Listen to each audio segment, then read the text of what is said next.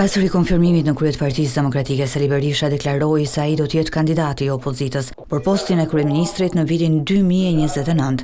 Gjatë një konferencë me gazetarët, Berisha konfirmoi se ai do të udhëheqë Partinë Demokratike drejt zgjedhjeve parlamentare, duke sjellë shembullin e një miku të tij, i cili në 95 vjeç fitoi garën për kryeministër.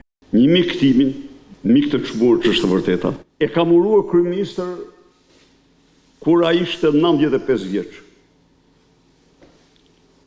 Dhe po të lexosh për të ti, ai drejtoi me sukses të plot atë qeveri, po a do jam unë si ai, kjo varet nga i madhi Zot dhe demokratët.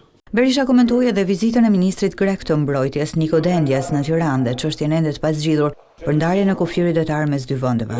Berisha përsëriti bindjen e tij se marrëveshja nënshkruar nga qeveria që ai drejtonte ishte më e drejtë për të dy palët.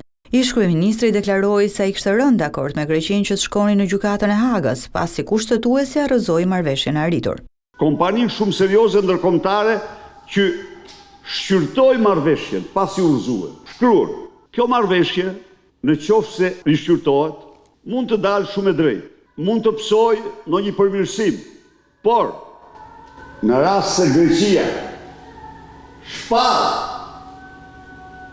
12 miljet, gjithçka përmbyset për Shqipërinë, kundër Shqipërisë.